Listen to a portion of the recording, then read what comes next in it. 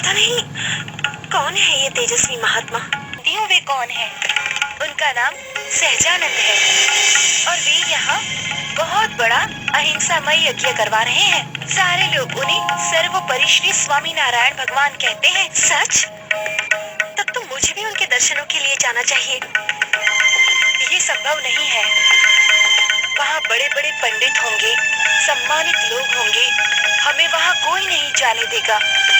अब ये सोच विचार छोड़ शाम की तैयारी कर। चल चल रूपा।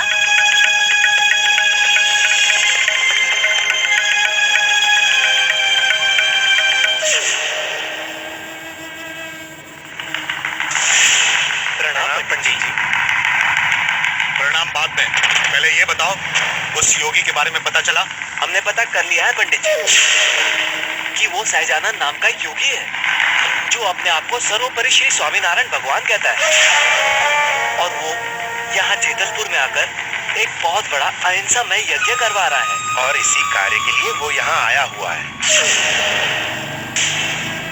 अहिंसामय यज्ञ के लिए आया है? तो तुम लोग यहाँ क्या कर रहे हो? जाओ और जाकर उसके अहिंसामय यज्ञ में इतनी हिंसा फैलाओ कि वह फिर इस जेतलपुर की धरती पर आने का साहस न कर सके। जाओ। क्यों क्या पंडित जी? अब देखता हूँ वो योगी कैसे अपने अहिंसामय यज्ञ का आयोजन करता है। वो अपनी जान बचाकर यहाँ से नहीं भागा तो हमारा नाम भी पंडित बंसीधर नहीं पंडित बंसीधर ने अच्छों की बंसी बजाई है तो बच के कहाँ जाएगा वो सहजानंद। ये के कार्य में हमें हरिभक्तों के साथ कुछ स्त्री भक्तों की भी सेवा लेनी होगी, क्योंकि कुछ कार्य ऐसे हैं जिन्हें स्त्री भक्त उत्तम प्रकार से कर सकती है। क्षमा करें स्वामी जी महाराज, क्या यज्ञ में स्त्री को बुलाना उचित होगा? कहीं ऐसा ना हो यज्ञ में आने वाले हरिभक्त इसका विरोध कर बैठे। यदि किसी ने ऐसा किया तो इसका अर्थ यही होगा कि वे हमारे सच्चे भक्त नहीं हैं,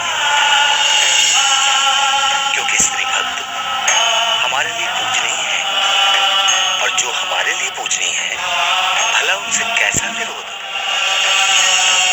आपने संकोच होकर स्त्री भक्तों को बुलाकर उनसे श्रमदान लें।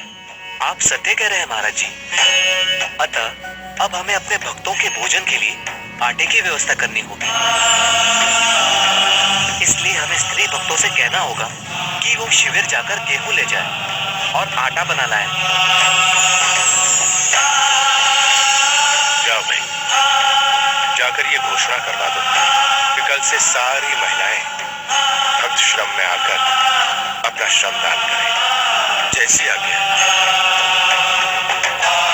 मुक्तानंद जी, इस बात का विशेष ध्यान रखा जाए कि हमारे स्त्री भक्तों को किसी भी प्रकार का कष्ट ना हो।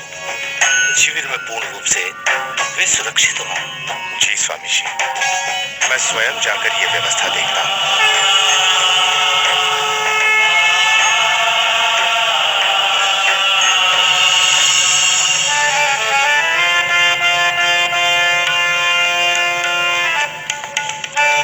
स्वर्ण मुद्राओं से भरी थाली पास के गांव से आई है।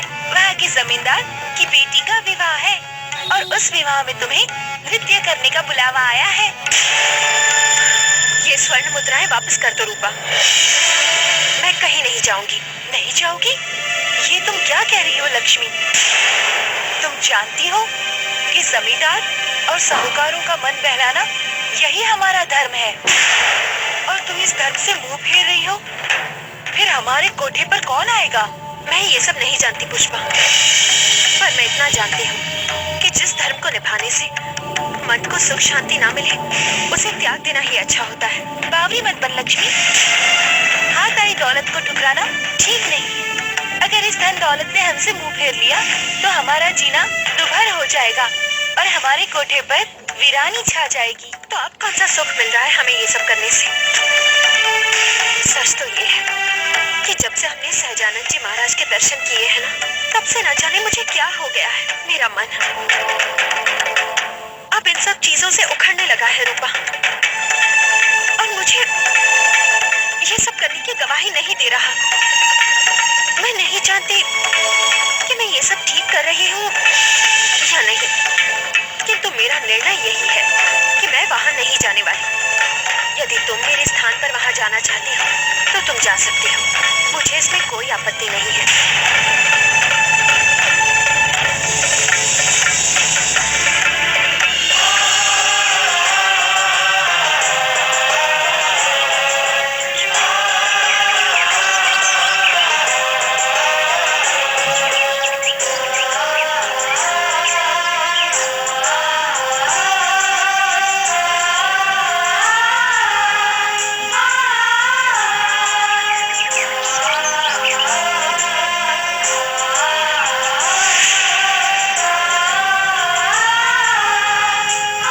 सब लोग समझ गए ना? हमें इन सारे हरि भक्तों के साथ मिलकर इनकी सारी व्यवस्थाओं पर पानी फेरना है। और हाँ, ध्यान रहे काम इस तरह करना है कि किसी को हम पर संदेह ना हो। समझ गए? अरे भाई हरि भक्तों, आप यहाँ क्या कर रहे हो? चलो चलो अंदर ले जाओ, चलो सामान ले जाओ, चलो चलो चलो।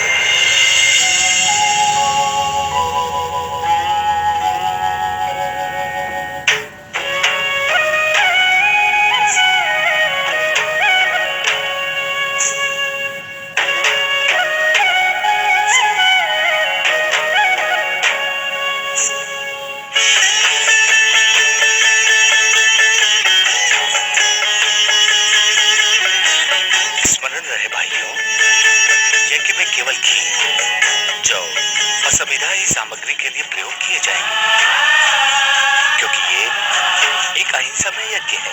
क्षमा करें योगीराज, क्या हम जान सकते हैं कि ये अहिंसा में यज्ञ क्या होता है? जिस यज्ञ में वनस्पतियों और शुद्ध घी से पूर्णाहुति की जाए और जिसमें किसी भी प्रकार के जीव और पशु हत्या ना हो, वही अहिंसामय यज्ञ है। तो क्या आज तक जितने भी हिंसामय यज्ञ किए गए हैं वो सभी गलत हैं? हाँ, गलत है, क्योंकि कोई भी धर्म हिंसा की बात नहीं करता। अगर हम किसी जीवात्मा को जीवन दे नहीं सकते तो उनसे जीवन लेने का हमें कोई अधिकार नहीं है। अतः यज्ञ तो जीवात्मा के कल्याण हेतु ही होता है।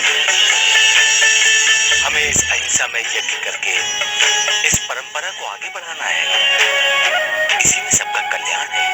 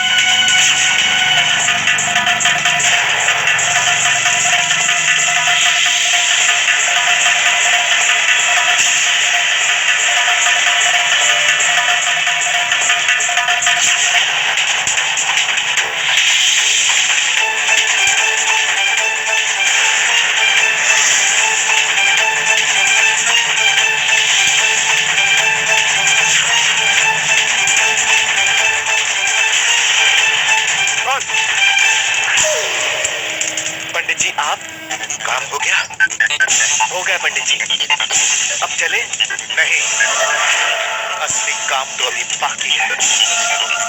ये मशालें लो और धूप डालो इस आश्रम को।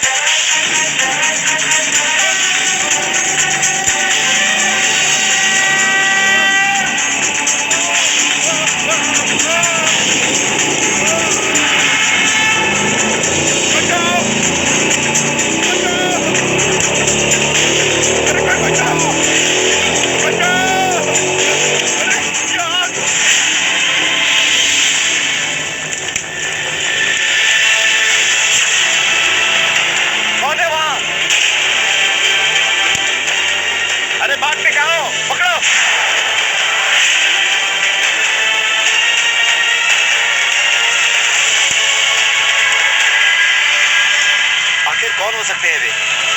और क्या कर रहे थे यहाँ पे मशालों के साथ? अवश्य वो लोग यहाँ पर किसी गलत मकसद से आए होंगे, अन्यथा वो इस तरह डरकर नहीं भागते। यदि ऐसा है तो हमें यहाँ पहरा देना होगा। आप उचित कह रहे हैं कुशल भट्ट जी। आप जाकर कक्ष में विश्राम कीजिए, हम यहाँ पर पहरा देते हैं। अहिंसा मानव जाति का सर्वप्रथम विकास बिंदु है। इसको समझकर आचरण करने वाला सभी बंधनों को पाकर मोक्ष को प्राप्त हो जाता है। ठीक वैसे ही जैसे राजा अशोक ने पाया। राजा अशोक एक पराक्रमी सम्राट थे। उनका अधिकांश जीवन हिंसा में युद्ध करते हुए बीता था। उन्हें ऐसा लगता था कि युद्ध करते करते वे युद्ध के द्वारा इस धरती के अधिपति बन जाएंगे। किंतु एक बार युद्ध के उपरांत जब उन्होंने युद्ध मैदान का करुण दृश्य देखा, तब उन्हें अहिंसा का सही मूल समझ में आ गया। और उसके बाद वो महात्मा बुद्ध की शरण में चले।